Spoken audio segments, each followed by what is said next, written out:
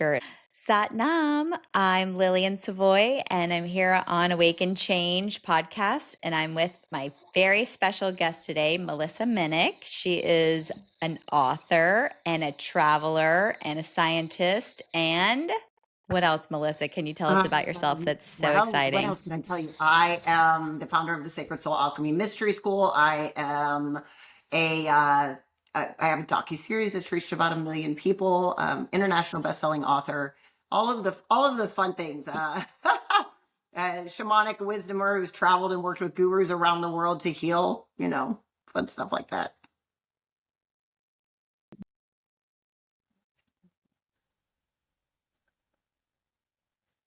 So I'm so excited to kind of pick your brain on this new book coming out. It And does comes it out on launch April Friday? 12th. This Friday? So it's launching and it will be on Amazon and Book Barnes and Nobles and Hay House.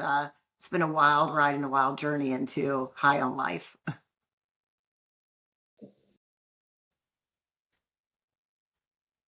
Okay, so please tell us how, because I'm curious about your Yes. Egypt retreat. You just took a bunch of people to Egypt, and I really wanted to go with you. So I'm very honored that you're going to come tell us about your Egypt trip and how that can help other people that may Mm-hmm. want to do retreats with you moving forward, Mm. and how So that relates Egypt to was your a new book magical coming experience. out. I took 11 of my students to a journey along the Nile. So we start in Aswan, which is the root chakra of the Nile River, and we go all the way up to the crown chakra, which is at the Giza pyramid.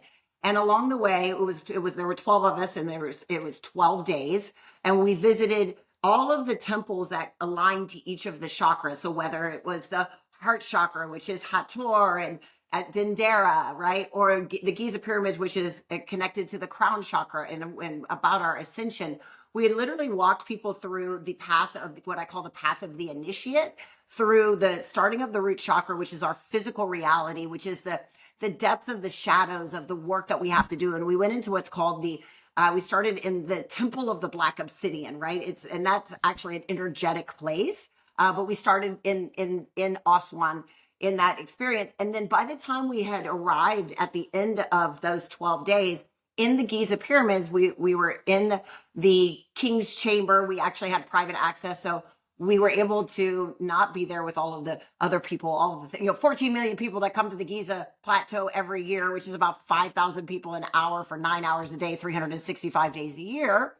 A lot, right? So we were there in the Wow. hours before they opened at 8 a.m. and we spent 3 hours in the Giza pyramid, in the Great Pyramid, and then also at the Sphinx. And we were doing toning and chanting and meditations and healing work. And we each got to lay in the sarcophagus and you feel a resonant frequency around the experiences there. And this is what, for me, when I talk about initiation, like we're being initiated into a path of what I call the new human, the awakening of the new human. And that is how it is. In the past we've talked a lot about like a dark night of the soul and all of the challenges and the breakdown before the breakthrough, and we're at a point in our evolution, both physically and spiritually, where we can now start to take this into the next level. Like, how do I move into an experience where I'm not just going through the challenges and the trauma and all of the things, but I'm finally clearing the last chords of my harmonic points, right? The pieces of me that keep showing up again and again and again. Clear that so that I can actually reach a higher state of consciousness. So I can live in a state of what I call bliss consciousness in my book, this state of beingness that allows me, even though I'm going to have challenges in my life, to experience life in a completely different way. And so we got to take this journey through the Nile, and we had some of the most profound experiences. We saw visions. We actually saw entities and energy in front of us.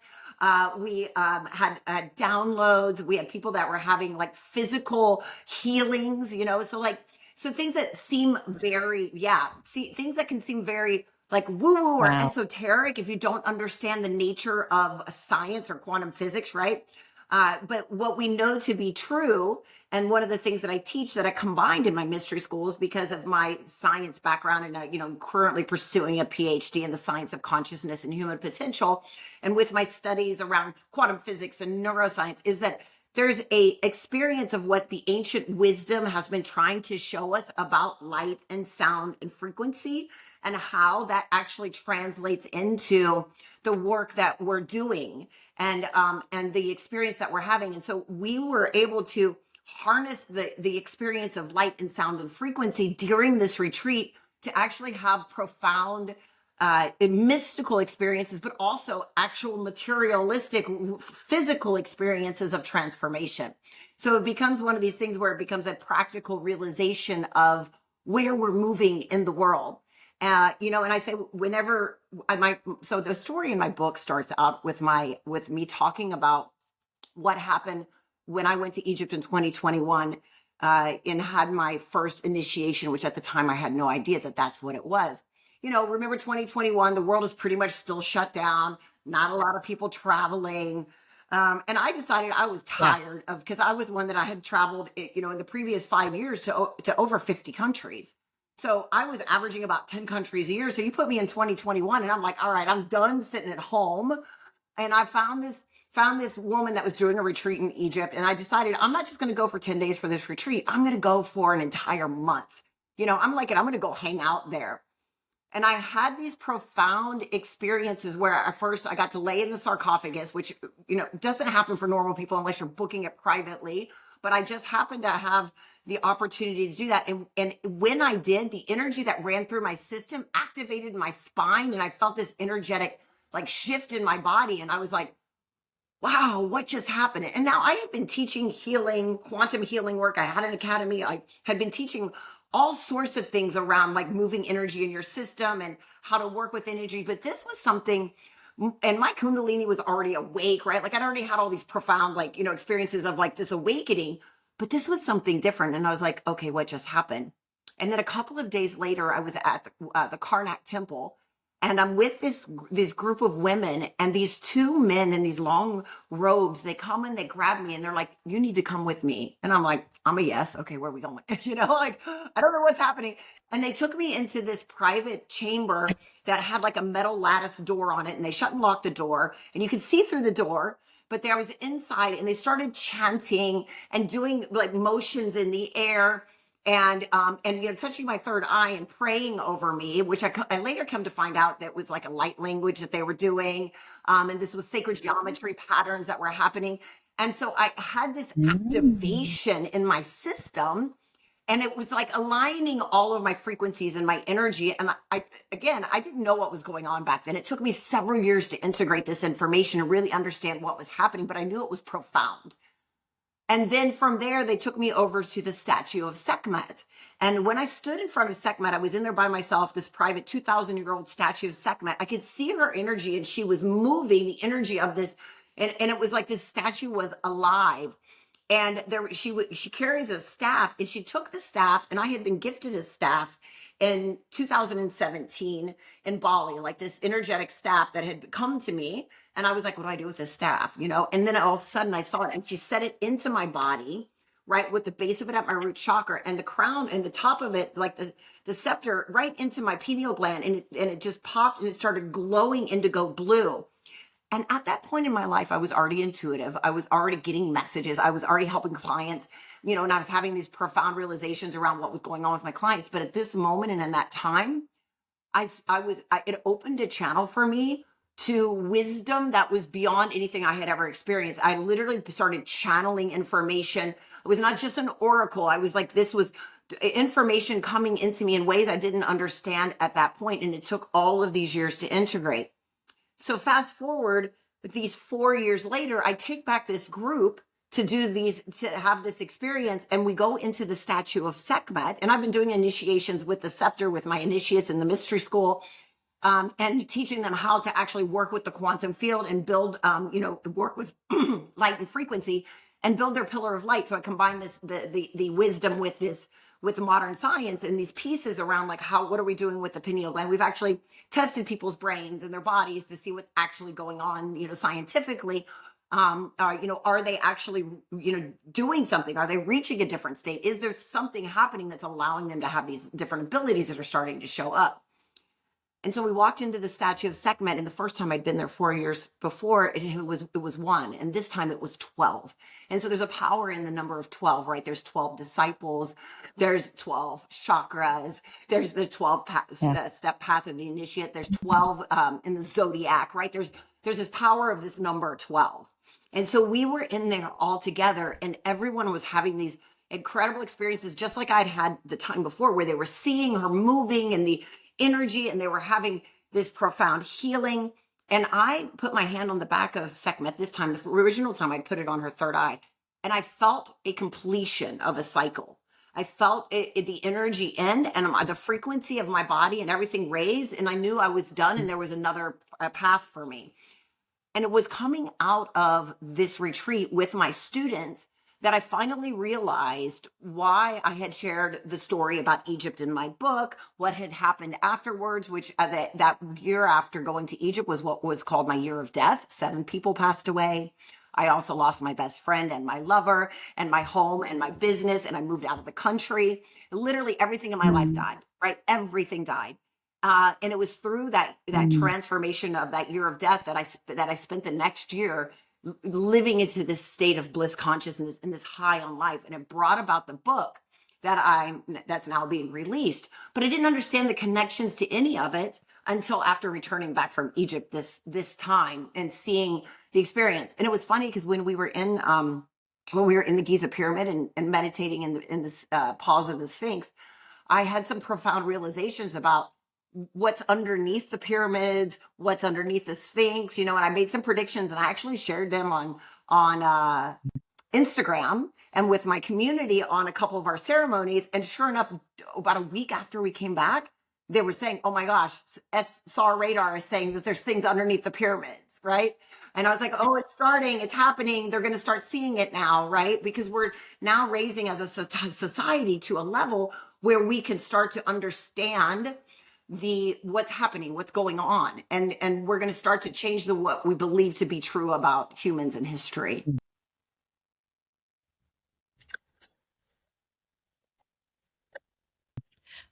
What? That Well, is come so back. We already booked for amazing. next I year want at to the go end to of Egypt March. with you. You did? Oh my gosh. Okay, good. Yeah, I remember sending your retreat to a friend of mine who also has kind of had a struggle with her husband dying, and he died very young, and her, selling the house, losing the friends, losing the husband. And, your death makes sense, right? Because I feel that I have 6 aging parents. It's like I have 4, and then my husband has 2, so we have 6 aging parents, and they're all kind of the same age. And so you try not to think about that at all, but it really, if you're doing the spiritual work and you're doing the elevation work, that when it's coming, you're a little bit more prepared, but Oh no, that it year I still wasn't doesn't prepared. actually It was prepare it you was 2 for the family death members, or the including my father, which transition. was a very traumatic death. It wasn't, it was very traumatic, along with some students and friends because of Hmm. the code, right? Like there was the whole thing with some things happened with COVID, whatever. I had one of my students committed Yeah. suicide. I mean, it was a Yeah. lot that year. Like it was all very, Mm. very shedding. And but the challenge of what was the most for me was this experience and this with losing my best friend and my lover, they didn't die. We had the Yeah. most tragic breakup that destroyed all of us. And it really was so painful Yeah. that after having all those other people passing away and then that happening, I literally was like, I don't want to do this anymore. I'm done. Like I'm like, and that was when my business just started like failing because it's all energetic, right? Doing all the same processes, doing everything, and all of a sudden but that was what was supposed to happen because I Yeah. was such a comfortable place in my world. I wasn't going to change what I was teaching. But I was meant to be teaching this mystery school, this next level, this deeper information. And I wasn't willing to switch because I was in such a comfortable place teaching quantum healing and manifesting and all of those things. It was easy.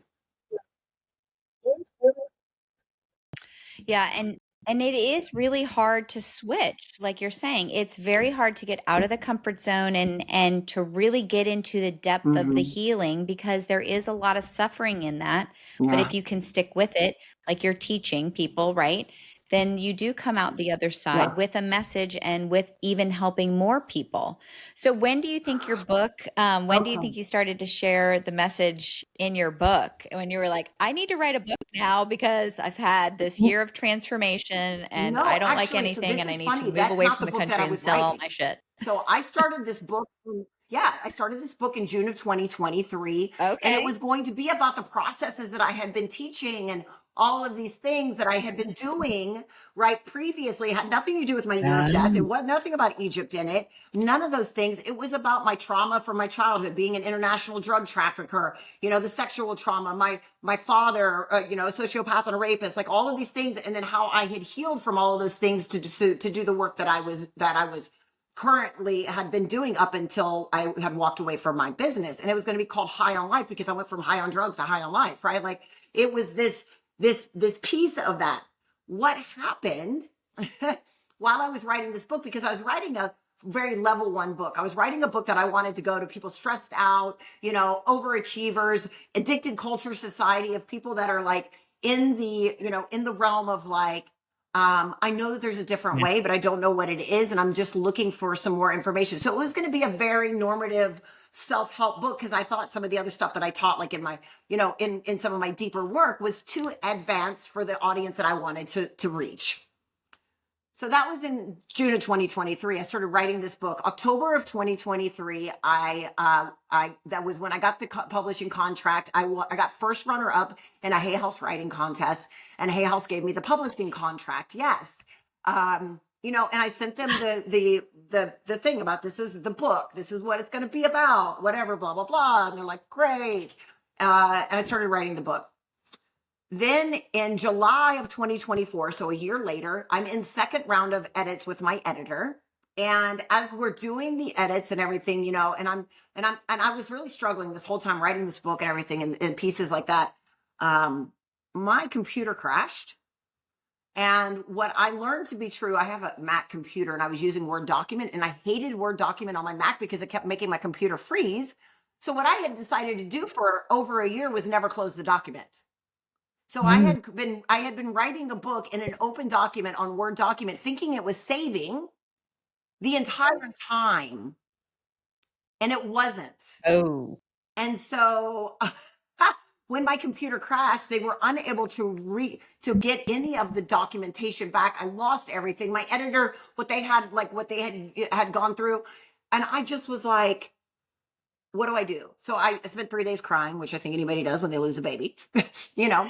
And then I said, okay, I know what is Yes. true is that the universe only does things that are good for, right? There's a blessing in this, there's wisdom in this, there's something in this, and it's time to just figure it out. And I was on a deadline. So I decided I was going to see what happens by working with my guides to bring in the new book. So every night before I'd go to bed, I would sit in my bed and my guide would sit there next to me and be like, all right, what am I writing tomorrow? And I would get this information. I'd go to sleep. I'd sleep on it. I'd wake up the next day and I'd write a chapter. And this went on for several days and several days and several days. And then on the last night, and this is how I said that this isn't the book that I originally wrote because there's two new chapters. And this last piece, I got the message, and this was like a message from Yeshua. And I was like, what am I writing tomorrow? And he's like, this is what you're writing. And I literally said, no, I'm not. And I went to sleep. And I woke up the next morning and I said, okay, what am I writing today? And he's like, this is what you're writing. And I was like, no. He's like, write it and see if it fits. And I wrote it and I had this most profound aha around this piece of a book that I would have never wanted to share, which I thought was not what I Aw. was writing about, which ended up completing the actual story of the book that was never a part of any of it. And I said, okay, all right, here we go. And so I finished it. And when I finished the book, it was the 8/8 portal. So it was, August 8th, 8/8 portal. I finished it at 8 p.m. And it had 55,533 words. And now, if you can't tell me that there's some synchronicity to that stuff, right? And I shipped it off to my editor, comes back, and she's like, Wow, how did you do this in 8 days? Like the book was completely different, right? It was a brand new book, and it had new chapters and new information and all these things. And I was like, why like why is this stuff different? And why are these things being shared? So I obviously sent the book out for endorsements. I got some really, awesome big name endorsers. And one of my students I sent the book to, only person that has up till now read the book until, until Saturday when I'm having my book launch. And she's a student of mine for Yeah. 5 years, knows all of my processes, know my work. She was with me before I shut down my business. And then she came back and is now in the mystery school and has Yeah. been in that with me for a year and a half, et cetera. Right. And so I was sent her the book, and she messages me back after reading it. And she says, Melissa, she says, I know all your work. And she says, this book healed me reading it. She said, it's a transmission. She says, I've never read a book like this before. And I was like, Now she loves me, right? She's my student. Mm. Maybe a little, whatever. I mean, I will see what the world says. But in Yes. the end, and she said, but the funny thing that she Man. said was her favorite chapter was the chapter that I said no to. She said it was the best chapter. And she said it was the chapter that I said no to. And I was like, how isn't funny as that is the one thing I was resistant to sharing that I really didn't feel was necessary ended up being the one that was the most powerful of all of of Yeah. everything. And so now, now I have this process, and then I go to Egypt.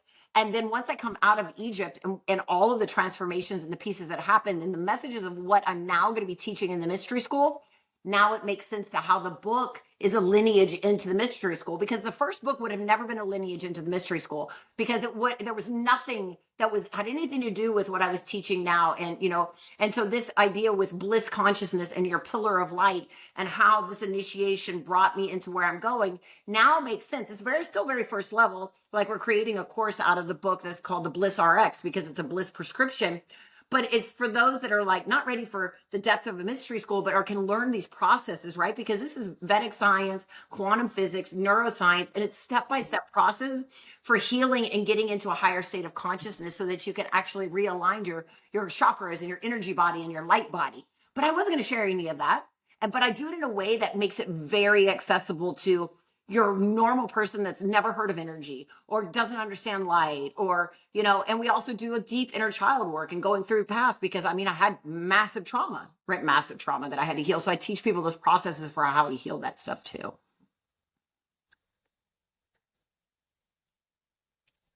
And are those processes like in your book, or is the course No, kind so of the teaching the book, processes to get every them single ready for the book? chapter has what's called a bliss prescription, the Bliss RX, and it is the actual step-by-step process, and each process in each chapter builds on the Perfect. one before. So it is a process that if you go through that process, by the end of the book, you will have created and shifted in your life. Yeah. No, the whole point is the book is a standalone. The course, and it also is multimedia, right? So you can actually then there's a video that walks you through that process also. But then the course Yeah. will take you even deeper into, like, really, like, because sometimes, you read a book, maybe you don't do all the processes, or, this kind of stuff. So then there's going to be a course that, if, like, oh, I love this book, but I'd really love hand holding and going Yeah. through these processes, then you can come do that with us.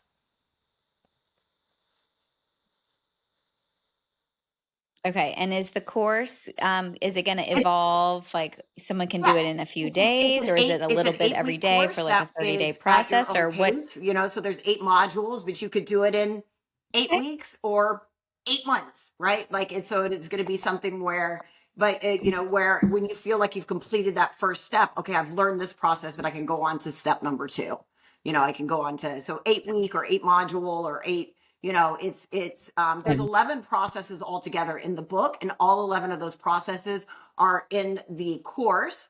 And they're like, a couple of them are combined because they work together in a certain way for that, for that module, and you can play with those together. Yeah.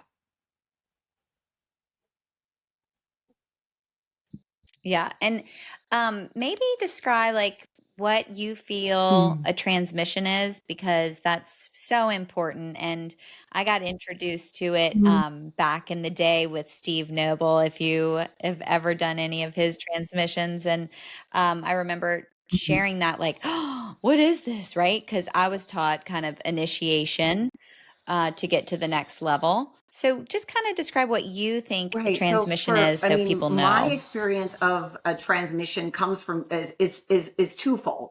So there's the transmission that you receive, right? So a transmission that I receive would be a channeled message or an energy or a frequency that is coming from the field, another space, place, time, whatever your belief systems are, right? I can either get into the science of it or I can get into the galactic side of it, right? Either piece of those, and I believe they're proving each other right now, but it's like whatever Right. your mind wants to believe around that. So a transmission is this experience, or what I would call a channeling experience of something coming in. But I also do what are called transmissions. And when I'm doing a transmission, it is a combination of an energetic quantum healing where you're feeling the frequencies of the energy that's running through my system. And it sometimes that comes with words. I also speak light language, so transmissions can come through frequency, sound, energy, right? Just think about a radio wave for somebody that's like, what do you mean by energy? Like, think of a radio wave. You don't see those sounds on the radio, but you hear them. Same with the energy of a transmission. You're not seeing this energy, Yeah. but it is affecting you. You're feeling it.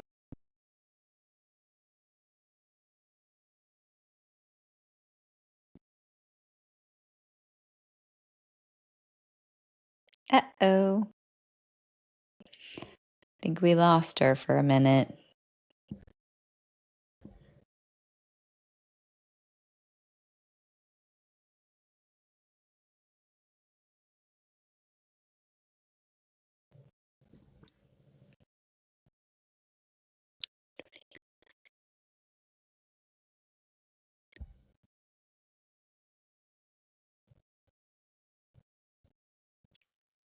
You made it.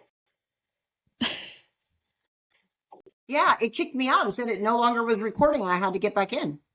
Yeah, you were starting to glitch back and forth and then you went bye-bye. Yeah. So now you're back. Oh, okay, now I'm back.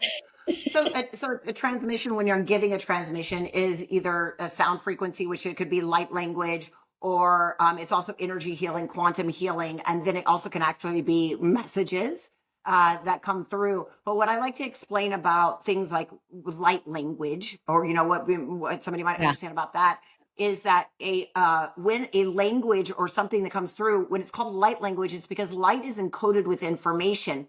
And we have such a limited amount of words in the English language for things. And so instead of having to cognitively understand something, what's happening when you hear these frequencies or hear this language is that it's encoding into your DNA, it's encoding into your energy system, and it's getting your cognitive head out of the way so that your body and your subconscious and your energy system knows what the frequency is, or knows what the healing is, or knows what the message is, even though you may not understand it on a cognitive level.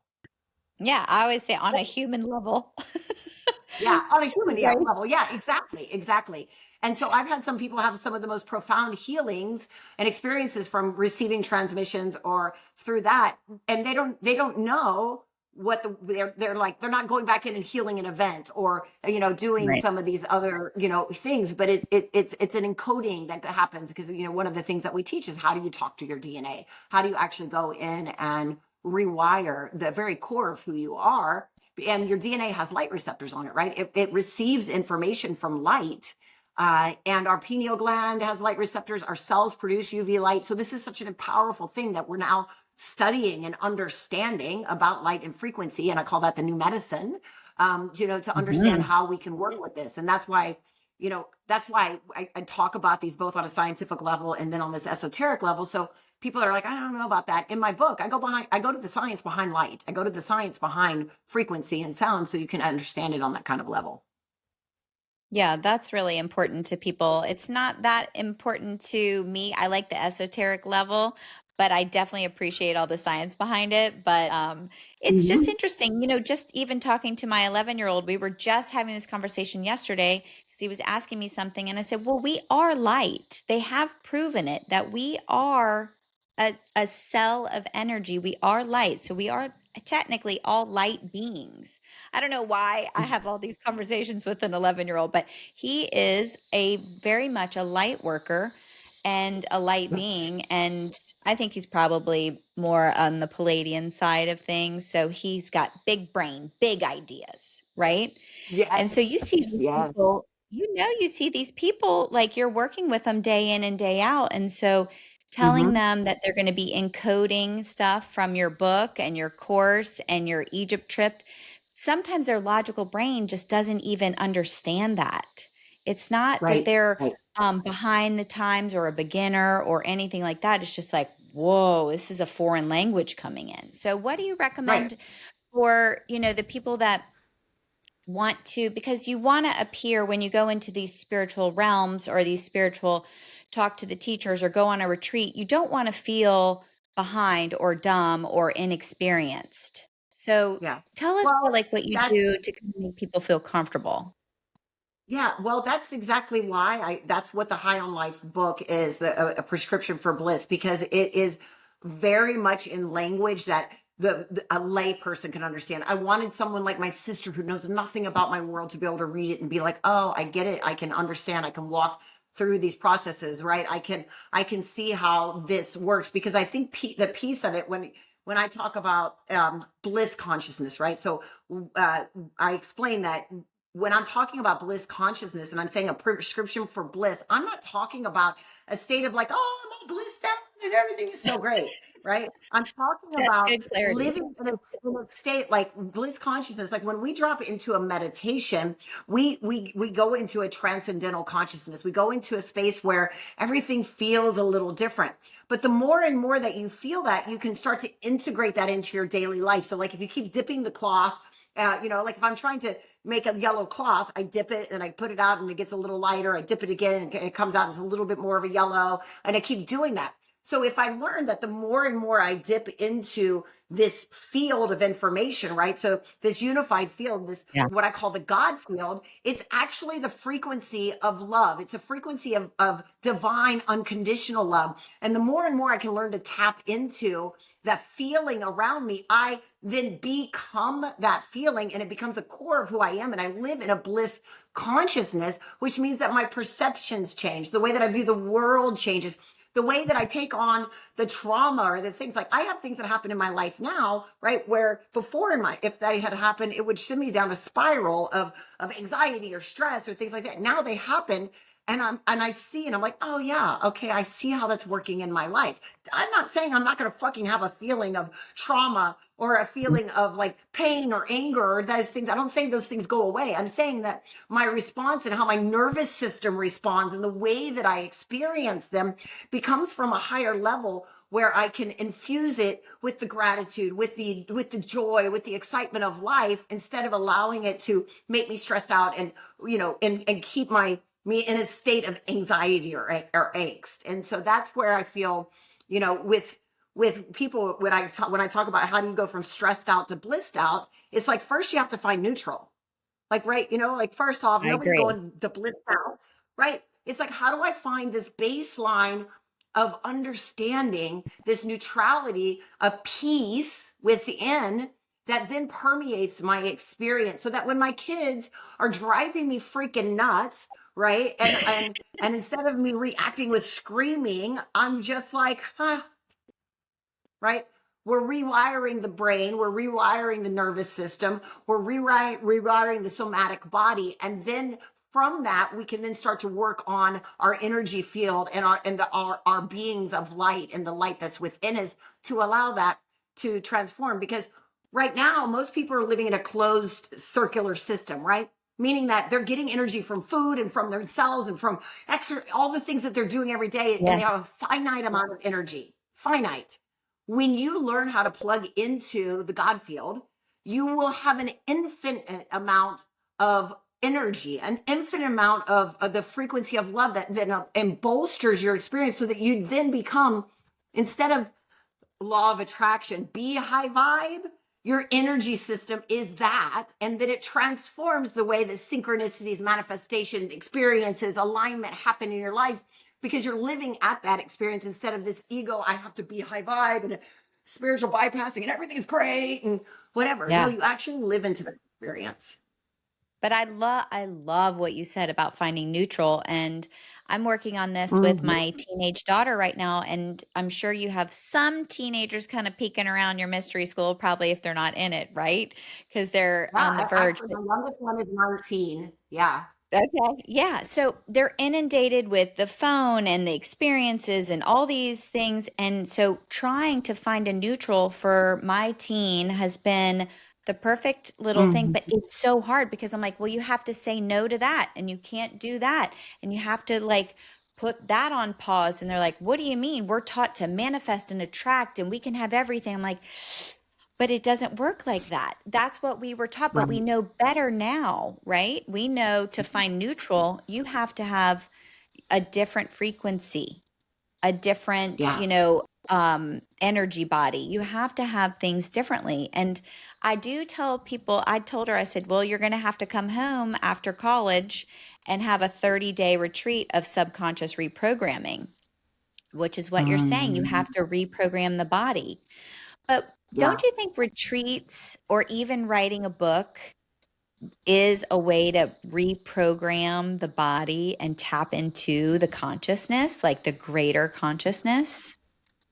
100%. So I tell people that I mean, the most profound experiences I've had are when you can go to a retreat or immerse in an experience, Yeah. be a part of the thing. Like for me, since I'm a portal, I'm able to create a frequency resonance for my entire group that then puts them into a different state so that they can work on the things that they need to. Because, and also, you take their cell phones, you do the things, you walk them Yes. away. I can remember my first retreat that I did in 2017 that I went to where they took my cell phone. They were like, no phones for 5 days. I almost lost my mind. I was running a business at that time. I thought I was going to everything. I thought I was going to lose everything. Like, right. But at the end of that 5 days, I didn't want to pick up my phone. I was Yeah. like, oh my gosh, I was like, and it was a profound. So now I do digital detox, lock the phone away 24 hours every week. When I go, go on vacations, I don't pick it up. Like I went to Burning Man this past year and it was a fabulous 9 days, no internet or cell phone service. It was the best stuff ever. Right. Like things like that where I'm like, oh my gosh. So now I integrate that in like 10-day silent retreat or a, dark retreat or or when I go to and teach my retreats, I stay in the same space as my students. Like I'm not connecting to anything outside of the world. It can be great, and it also can cause challenges because what happened in 2020, I had a retreat in Bali, and when we went into the retreat, the world was fine. It was in March. We came out of the retreat and the Oh. world had shut down, and we didn't Oh. know because we had been in retreat. And we came out and all of our flights were canceled and we're all stuck in Bali and we're all like, well, yeah, yeah. But the challenge for me was everyone else was going back to the United States. At that time, I was living in Australia, but I wasn't a citizen and they shut the borders of Australia. So because I wasn't a citizen, Yeah. they wouldn't let me back in Australia. So all of my things were in Australia. I was living there and I was stuck in Bali trying to get back to the United States. Right. Anyways, so sometimes not having a phone could be interesting because that's what happened with that. But most of the time, this disconnection from those things and allowing yourself to completely just, process and work on yourself, those intensives like that can be the most transformational, powerful things that you do. But what I say is, but then you need integration. Then you need follow up. Then you need, it's like that. It's Yeah. like one of the things that I'm really, again, like challenging people around right now with like plant medicine, right? It's like, yeah, great. You go have this peak experience and do this plant medicine. And then what? Right. Where's your integration? Where's the Right. teaching? Where's the healing? Where's the stuff? And then the people just keep going back and having peak experience, peak experience, peak experience, and they're not Yeah. actually healing the thing. So you have a peak experience, you have this piece at a retreat, but then you've got to also work with it, right? To stay at that level, to stay in that experience, because like anything else, how many times have you gone to like I know I have a business conference and I took all Yeah. these notes and I was all excited and I was at all this stuff Yeah. and then 3 weeks later I haven't done a damn thing around it.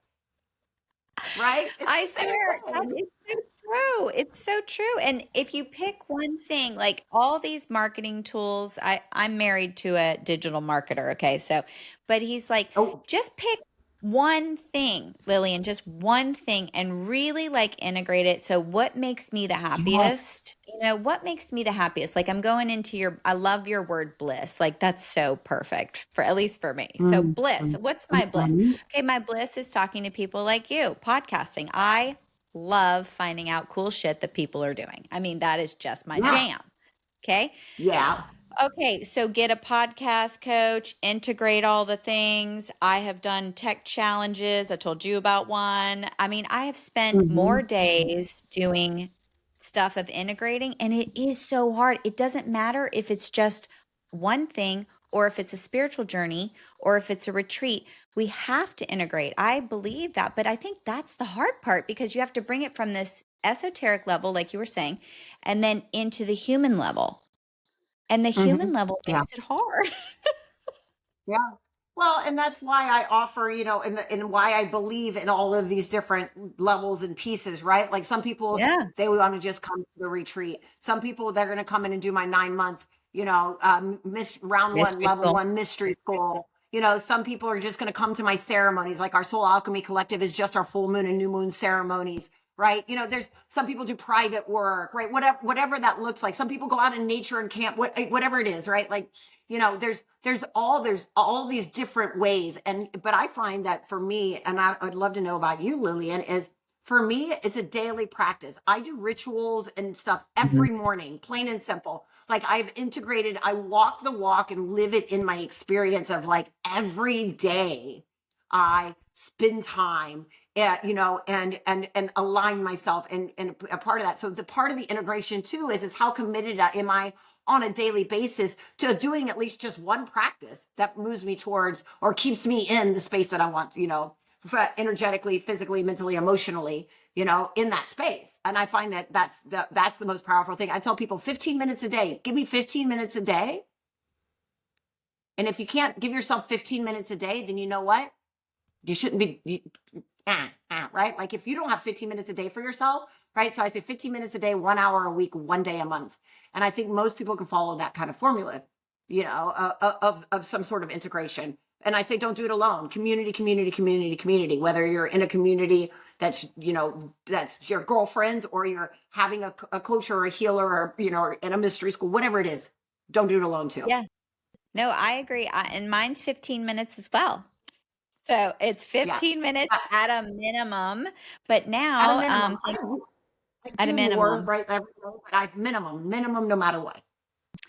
And then I use Tesla lights for and during my 15 minutes. And then thanks to Mhm. your quantum healing docu-series that we did last year, which was so fun, by the way. And I can't wait to hear if you're going to do another one. But I have been using the Solex hub for the brain and reprogramming my subconscious. And you had them on your docu-series, and it has Yeah. been a game changer. Okay, Oh, I game love. changer. I've been using Solex and the AO scanner for a couple of years now, and it's Yeah. fabulous. So that's Yeah. been fun. But I'm with you. I tell my people, my community and who I teach with, it's like you got to put your phone down for 15 minutes, even if they come in for sessions. Like you got to turn your phone off or leave it out. It just disrupts the channel. Yeah. And Yep. so I'm Yep. I'm all with you. I agree. And or they're Yeah. not ready. They're not ready, right? Right. Yeah. I even And have, so my bedroom is a Faraday cage. So what I is have a that? Faraday cage in my bedroom. And so a Faraday cage keeps out all the EMFs, right? So it's literally like, so if you Oh, ever heard, Faraday cages are usually boxes you put your cell yeah, they're phones in, boxes. but my entire bedroom is that, right? Whoa. Yeah, but my entire bedroom. So there's a special type of paint and things that you can put on the wall. So my entire bedroom is black, and it has this special thing. And when you shut the Wow. door, you can take a frequency meter in there, and there's zero EMFs. The only thing that's in my room is I have a king size bed, and I'm single. So on the other side of my bed, I have the Solex AO Infinity mat. And so Yeah. every morning I turn it on, I roll over and do my meditations on my AO Infinity mat, get my frequencies, get my infrared on, That's do right. that. Then I go out and cold plunge. And while I'm outside in my cold plunge, I'm getting into that first 30 minutes of sunlight, right? Doing my light pulling, doing my light pulling exercises, my pillar of light that I teach, right? And then opening up Love that. and to connect into those things. So like things like that. Those are things that I do every day. And then of course I add in like, sometimes I like to pull cards. I'm doing a lot of womb Mhm. chakra activation work right now because I'm working really deep with Mary Magdalene and Isis around Mhm. sex magic and the womb chakra and things like that. One of the things that we share about in the mystery school. So, but different times, like that'll be a period of time. And then maybe I won't need to do that anymore. Maybe next time I'm working on this other piece over here or, whatever. So many fun things. You just got to figure out what Oh, works for you and do it. I mean, we could talk about those for hours. I love that. I'm gonna have you back after your book because we need to. I do have a friend, client, assistant. She's kind of all wrapped in one, but she told me all about your sex magic. And so I do want to teach, I do want to have you back and we can talk about that. So that'd be fun because I know you have a lot to teach. And I love Mary Magdalene. I worked with her during Reiki certification. That was super fun. I love. Okay, but you Mhm. said something that I wanted to go back to. Okay, the mystery school. So are you actively still teaching and taking clients in the mystery school? And how long is it? Yeah. So, Our next round of the mystery school starts at the end of May. It's a 9-month intensive course, and it has different avenues. So there's the intellectual piece, meaning that there are things that you watch and read, to understand because you want to intellectually understand. And then we have the okay. transformational part where we're going in. It's broken into 3 months, 3 months, and 3 months. So 3 months, the first Okay. 3 months is like the descent. Your descent into the shadow, into the underworld, into the pieces of that. And that's working around our first three chakras, working into that energy, but it also working with the ascended masters and the guides and the healers, that come with that. Because I work with the Essenes. I work with the Egyptian mystery school teachings. I work with the Vedics, right? So all things in the shamanic work. So these are all places that I've trained. And then I bring in the quantum physics and the neuroscience into it. So we do these into three blocks so that by the end you're working into the higher realms, the higher states of consciousness, the pieces of that and working through this lineage. And then we also have ceremonies and rituals and Yeah. sometimes live stuff that goes with it and things like that, right? So it's a really powerful experience. So we actually are just getting ready in about another week to launch signups for the next round of the mystery school. We have a wait list right now. So that when everybody knows, then they can, they can join us for that next round that starts in May. Okay, awesome. And then you do your lives. I've seen some on Instagram, but are you doing, I just remembered also what I was going to ask you. Are you doing live Instagram and Facebook or just Instagram? I don't actually really like Facebook that much. Yeah, that's So, okay. yeah. So I do a lot. I mean, I'm obviously I'm on Instagram, I do a lot of, like my ceremonies or different things like that, or I'll teach parts of classes and stuff we put up on Yeah. YouTube, and different things Okay. like that. But like, if you want to follow like a social media account, definitely Instagram is the one. So, Okay. Okay, Burning Man. I got to touch on that. So I lived in okay. Colorado for 12 years, a long time, after college. And everybody was like, go to Burning Man, go to Burning Man. And I heard stories about Burning Man, and I feel like I'm very open and not conservative. And I was like, I think I might die if I go to Burning Man. And because back in the day, it was like everything went, right? You could do anything. I heard about horse tranquilizers and this and that. And I was like, what the hell goes Oh, on at Burning horse tranquilizers are ketamine, and ketamine is now legal. Man? Right. It's now legal, I right? mean, But I mean, right. back then I I was mean, like, right. what are people doing? So tell us I mean, just a little I was bit. doing ketamine 25 years ago, right? I said Yeah. back 25 years ago when ketamine was around, I was like, it's going to change the world. I don't do And any it of those has. things anymore. Yeah. No. We So have for a me, oh, yeah, go ahead. I, what I was going to say for me, well, let me explain the key to Burning Man and what I Yes. believe it to be true. Burning Man is a portal. It's a dimension. It is another reality. It is instant manifestation of anything that you can experience. And everybody is in such a high vibration that your experiences are next level. Yes, does anything go? Yeah, there's an orgy tent. Yeah, people are doing drugs, right? Not everybody. I didn't, right? But there's all these things. But it is beautiful, high vibe. The music is amazing. The connections. You're off the grid. You're building an entire city. The art is like nothing I've ever seen in this world. I don't know how people come and build a city in a week, right? And then live in it for a week and then shut it down and completely, like, I'm talking about multi-million-dollar art projects that Yeah. will, that are, a 40-foot unicorn that's a slide that's all glass that lights up in the Wow. night that you slide down. I mean, I'm talking about like things that you can't imagine that exist in the world are here. And so and it's every type of person, right? There's kids there, there's adults there, there's every Really? type of thing. But yeah, tons of kids. Absolutely. There's kids' playgrounds. It's an entire city. It is a choose your own adventure, meaning that you can choose. So for me, I went to bed at 11:30 p.m. and woke up at 4 a.m. so I could do all of the sunrise sets, right? You can do Mhm. that. You can stay up through the night. You can whatever. It doesn't matter. There's everything for anyone.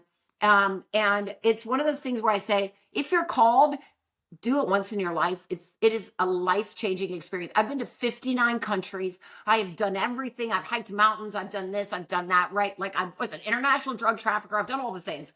And this is still the most profound experience of my life is Burning Man. Wow. Okay. That's exciting. See, now that makes me want to go. I don't know why someone didn't tell me that 20 years ago. I That's mean, awesome. like, Okay. yeah.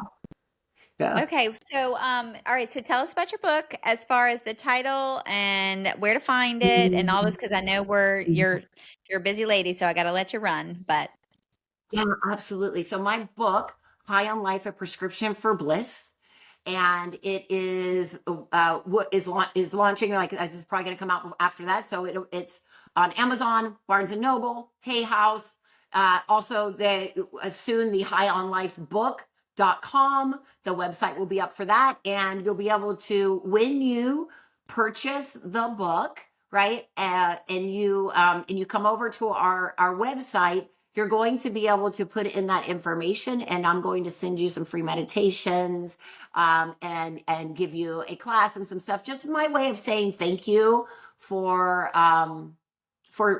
supporting the launch of this book. And so there's going to be a lot of opportunities for you to be able to do some fun things with us with the book, because we're going to be doing like some live experiences and different things like that too. so have you already started writing your second book? Oh my gosh, no, this is like a 3-year process for promotions of this book, one book at a time. Now, one of the things that people I don't think understand, or what I learned through this process, is the book just now started, right? This is the beginning.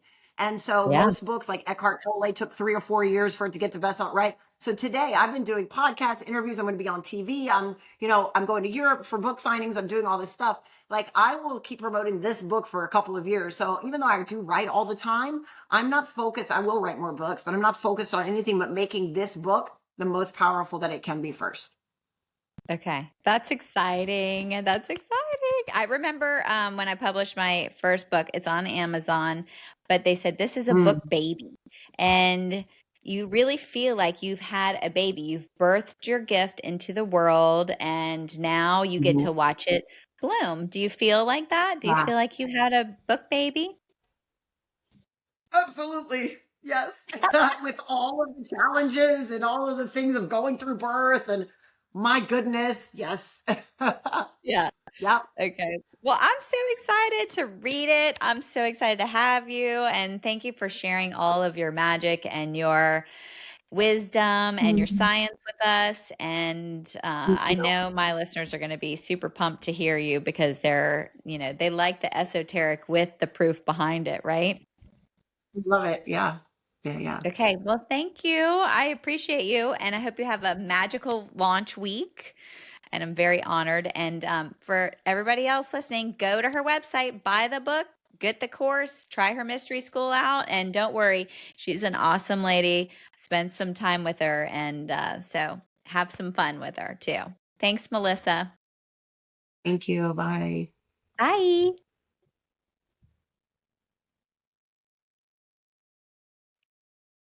Awesome. Yeah, I'll send you the I'll have my assistant, I'll send you the links, and there's also I'll send you the link to my main website, because there's a way that if people want to get there's like a Bliss RX toolkit that they can get, that gives them a chapter of the book and stuff like that.